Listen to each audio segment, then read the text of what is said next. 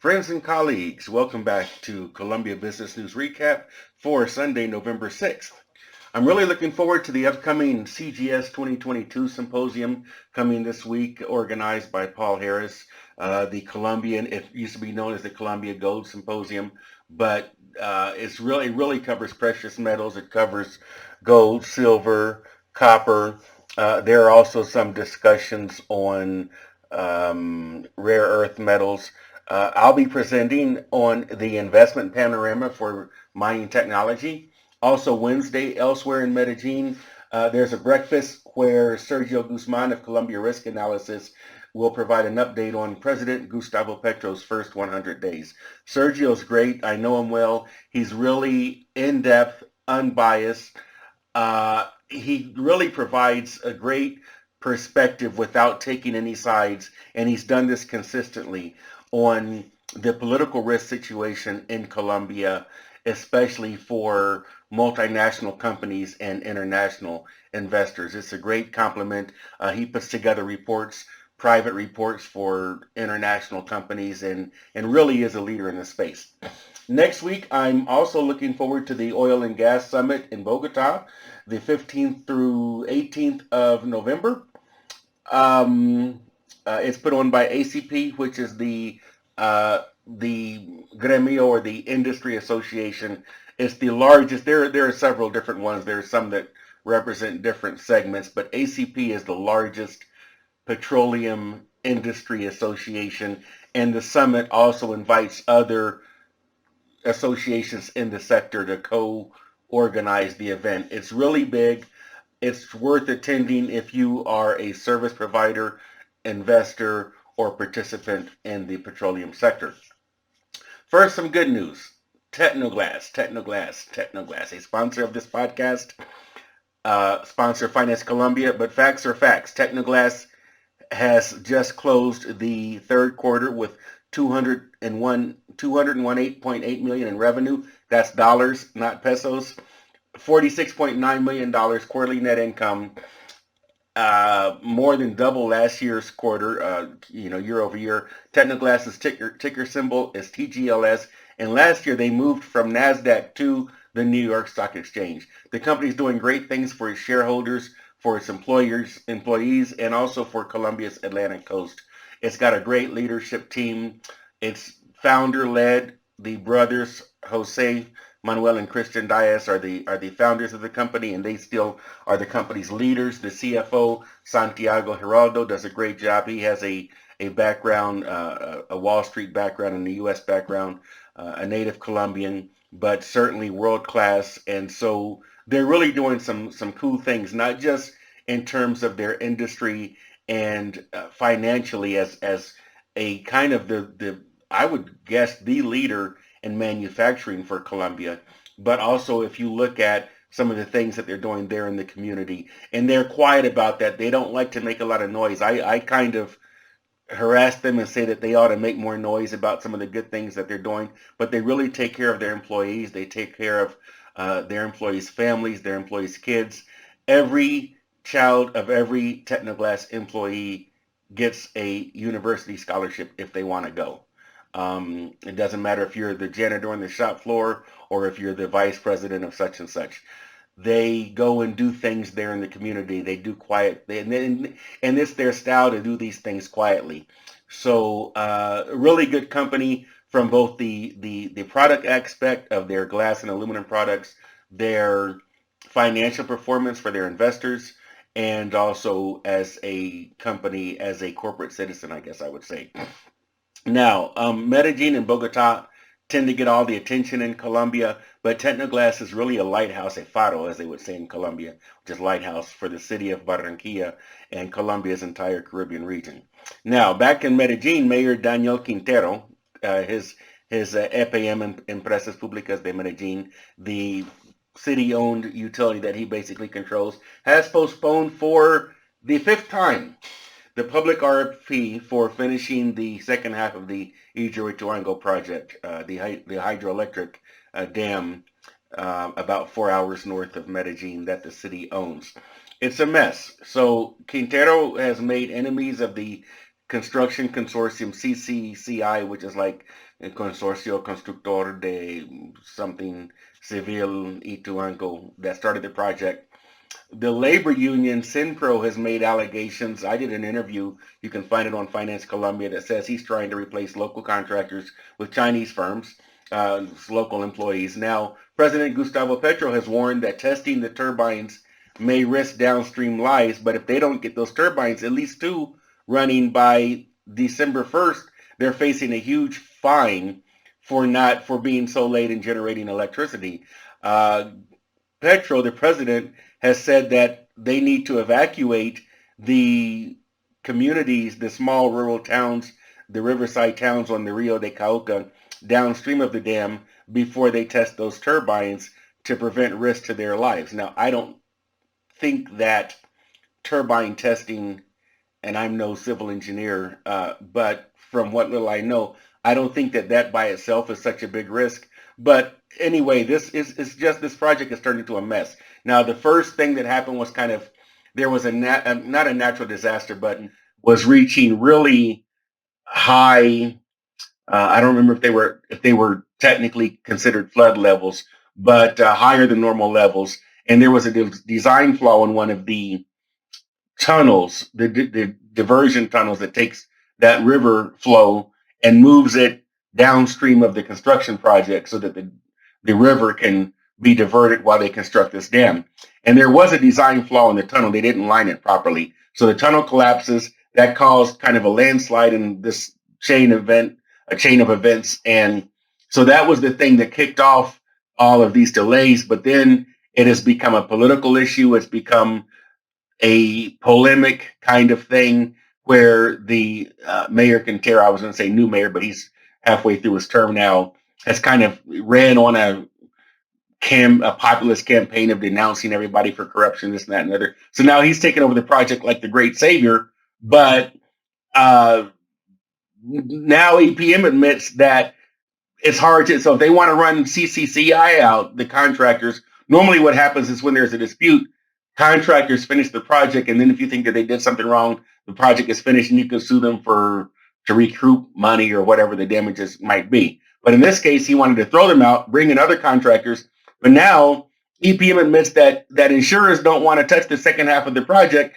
after over $1 billion in claims have already been paid by Matt Free and I think some other. You have insurance, then you have reinsurance. And so there was a consortium of insurance companies that underwrote their project. They've already paid out claims. No other insurers want to touch it, not only because of the traditional risk, but now you've got this political soap opera going on. So now it's su propio chicharron, as they say in Spanish. So it's his crunchy mess. So let's see what happens. Now, speaking of crunchy chicharrones, which are delicious, they're kind of like, in the U.S. we have bacon, but if you take pork bellies and you fry them, now the trick is to make them alkaline before you fry them, and that makes them crunchier. But that's like a secret trick that nobody knows.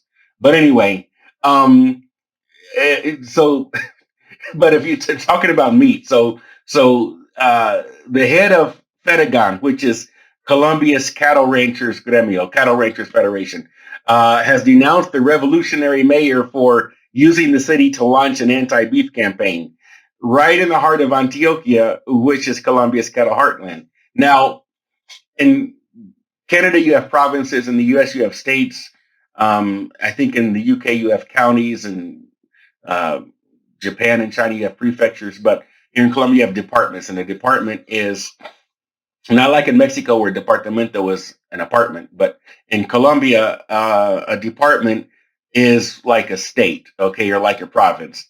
And Antioquia is the province or the state where Medellin is the capital, okay? And it runs from coffee country south of here, about, I guess you can go about 3 or 4 hours south of here to find the southern border. And then you can go north. Actually, it even has a piece of the Caribbean Sea up by the Gulf of Urabá. But it is one of the most, if not the most important cattle growing region of the country. It's almost like Antioquia could be like Texas in the U.S. But the mayor, and onto the city of Medellin has this campaign running of anti-beef. They've made beef out to be the bad guy, and they're telling you that if you better stop eating beef and save the planet and this and that, which maybe you agree with, and that's fine. But here we see the mayor himself slicing into a side of beef, Brazilian rodizo style, while he's telling everyone else to abstain. So now Quintero's favorite thing is to call everyone who opposes him a tool of former President Alvaro Uribe. Yes, the head of Fedegon's wife is Maria Fernanda Cabal, who is more Uribista than Uribe himself, it seems like. But it's Quintero himself who is being a hypocrite here. So um, now maybe he doesn't believe in this campaign because here we go. But he's telling everybody else what to do. So what's almost bad as being a hypocrite? Maybe being henpecked. In an interview with Blue Radio, the mayor's wife, a vegetarian activist, came out as being behind the campaign. She says that she doesn't allow red meat in her house, but that the mayor may have cravings that he can take care of outside of the house in restaurants. She says, you can't become the annoying radical. But Fedegon seems to think that's exactly what she's become. Now, in my humble opinion, there's nothing wrong with being a vegetarian, but there's also nothing wrong with eating beef. Speaking of beef, while we wait on the William Reed organization that publishes the global 50 best restaurants list, including Latin America's 50 best restaurants, we have the results for restaurants 50 to 100. Leo and El Cielo are not on the list, which I take as reassuring because that means that they're still in the top 50. I wouldn't doubt that. I'm really curious to see what other Colombian restaurants, if any, have made it onto into the top 50 tier. The Colombia went from my first time ever in Colombia was probably around 2004, and it was a different world culinarily speaking. There was no wine. Uh, and there really was no real concept of high end cuisine at the time. It just wasn't. 20 years later, almost 20 years later, it's a totally different world. Colombia is really improving when it comes to culinary options and gastronomy. You see people doing some great things.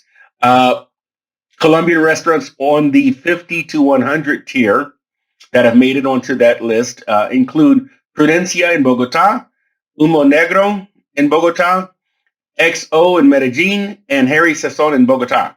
I've been to Harry Sazon in Bogota, and not only is it great, but it's a great value for a high-end restaurant. I can personally recommend it. It's really good food. It's the kind of place where you could go and do everything from celebrate like a special event or something like that, a nice date. But it also is the kind of place, I guess you could say, sort of like steakhouse style, where you could go there for a business dinner or business lunch or that kind of thing. They do have some semi-private rooms, dining rooms that you can reserve in advance if you're going to have a large party. But as for the rest, I'm willing to sacrifice on behalf of you, dear listeners and readers, and try them out. It's a tough job, but somebody's got to do it. And I'm, of course, thinking of you all as I go to these nice places and report back to you. I'll get started as soon as I get back from the Rum Renaissance International Rum Congress this Saturday and Sunday in Miami, actually in Coral Gables. There is an academic track that takes place Saturday where there are lecturers with distillers and blenders coming in from throughout the Caribbean. And then on Sunday, there is the grand tasting it opens first to the trade and then later in the afternoon to the general public. So everyone is welcome. If you're going to be there, look me up. Otherwise, I'll see you at the end of the month back in Miami at the Bonds and Loans Latin America and Caribbean event, which is the most important institutional debt symposium that takes place covering Latin America and the Caribbean. It's going to be at the Four Seasons, I believe, in Coconut Grove. The details are, of course, on Finance Colombia. Now, one of the reasons I'm really looking forward to attending the mining symposium as well as the oil and gas summit is because last week the Congress, both the lower house and the Senate, approved President Gustavo Petro's tax reform bill that seeks to raise an additional 20 trillion pesos, or about 4 billion US dollars, over the next 4 years to fund Petro's ambitious social agenda. Now, most, almost practically all major tax reforms are controversial. We remember what happened when the Ivan Duque administration tried to pass his uh, the Alberto Carrasquillo came out to try to defend the tax reform and to promote it, and he went on to an interview, and he had no idea how much a dozen eggs cost, and he eventually had to resign. But it had widespread protest. You've had protests this time around, but much milder. But here's the thing: so this new tax reform that passed places additional export duties of 10% on petroleum, no, on coal, and up to 15% on petroleum. And it's kind of on a graduated scale depending upon the price, the global commodity prices. And then there's a new income tax on Colombians that earn more than $2,000 a month. It lowers that. I think it used to be about $3,000 a month.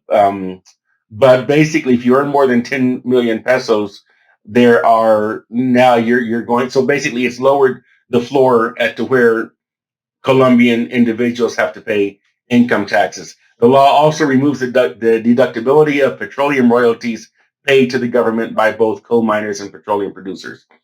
Now, that shock drove the peso past 5,000 for the first time. So now the peso is trading at below 5,000 to the dollars, which is putting a lot of hurt on everyday Colombians and a lot of hurt um, on importers, and also it's exacerbating inflation.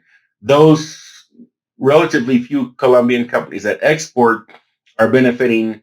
And now the tourism industry is interesting because so the airlines, you'll have more tourists that want to come and visit Colombia because everything is cheap, but airlines have to buy stuff like fuel on the global markets and also pay their staff outside of the country in local currencies, and so operating expenses can be more expensive, even though demand, well, it's complicated because incoming demand can go up, but outgoing demand can go down as visiting foreign places becomes more expensive for Colombians. Dividends will be taxed at 15%, and there's a wealth tax, which already does exist in Colombia. It's going to be 0.5% on assets exceeding 3 billion pesos, 1% on assets over 5 billion pesos, and 1.5% on assets over 10 billion pesos. That's an annual tax. And there's a new 5% tax imposed on digital streaming services. Uh, it's designed to tax the big ones, the major ones like Netflix. So if you're some startup and you're kind of making some little thing or whatever, and either you haven't yet gotten big or it's some kind of niche product, you're not affected because it is specifically targeting those platforms with 300,000 or more subscribers in Colombia. So you're looking at Netflix, of course, Disney Plus, I think it's called. I'm not a big TV watcher. Amazon Prime, HBO Max, and other kind of platforms like that. So we're still facing a reconciliation process. So the final bill might look a little bit different. Now this is interesting. So the Petro administration tried to impose a 20% tax on churches for everything beyond just their direct operating, um, I don't know how you would word it, but like if the church is doing any activity that raises money, I think besides tithes, and I'm no expert in this area, but I think, and so if the church has a bake sale, I think that's taxed. But I think the direct tithing is not taxed, but every other thing the church might done. So if the church owns a parking lot and they charge you to park in the parking lot, then I think that would be taxed. So taxes were also rejected on bread, sandwiches, crackers, and honey, milk, and yogurt. But well, sandwiches are kind of in a weird. I see this is the reconciliation process. But there are new taxes on dairy besides milk and yogurt. There are taxes on sausages, meat, offal, and insect-based foods. Now, insect-based foods. Well, in Colombia, actually, in the rainforest areas, they eat some grubs and things like that. But you just go out there in the woods and find those. But a popular snack that a lot of people have seen when they come to Colombia are what are called hormigas culonas. And that literally translates as big butt ants. And so these ants have the head, thorax, and abdomen. I remember that from biology class. So I guess it would be the abdomen, right? Because the thorax is the middle part. So they have a big abdomen, let's say, and they take these ants and they toast them up and they sell them as snacks, and you can buy them in the bus terminals. I've seen them at airports before, but it's a snack, and kind of like how in Mexico people eat chapulines, which are crickets. And I've had the ants. I've also had the crickets in Mexico, and they're not nasty. They don't have a whole lot of taste at all. You know what they taste like? They taste like if you eat a peanut and you take away the big peanut shell, and then there's that red shell that's on the peanut, like a peanut skin or something. If you had a mouthful of those, that's pretty much how I would describe it. But anyway, prepared or preserved meats. So your deli cured meats and that kind of thing like that. Confectionery items, chocolate, whether it's basic or prepared, is going to be taxed now. Baking and pastry mixes, so your cake mixes, your pancake mixes, your waffle mix, your biscuit, which is really hard to find down here in Colombia. I've seen it at Price Smart, I think, but it's hard to find. But anyway, that's that. You now pancake mix is everywhere. Bakery mix, buñuelo mix, these kinds of things are all taxed. Cereals are going to be taxed now. Pastries and bakery products, jams, marmalades, and jellies. Interesting discussion. Ask your friend or colleague if they know the difference between a jam and a jelly. Write me in the comments if you know. I bet you don't. And then, what's the difference between a jam and a jelly and a marmalade and a preserve? I bet you don't know. If you do, let me know in the comments. And ice cream is going to be taxed. The best ice cream I have ever had, besides the mango ice cream that my dad used to make for me when I was a kid, is the helado de mora, or the blackberry ice cream that Crepes and Waffles serves. If you haven't had it, try it. That is my favorite ice cream in the world. If you want to be nice to me, besides supporting the podcast or Finance Colombia, send me, well, you've got to make sure it doesn't melt, but send me helado de mora from Crepes and Waffles. So that's the tax reform.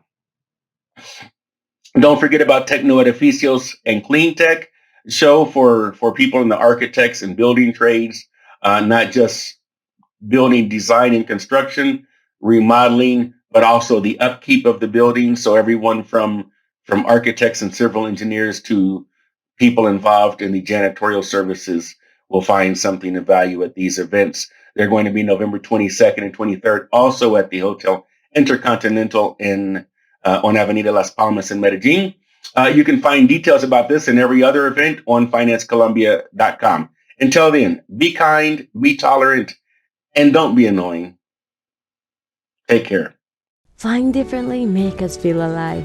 Landing with opportunities make us the Vida Foundation, the first and only airline foundation in Colombia, committed to helping those who wish to reach higher.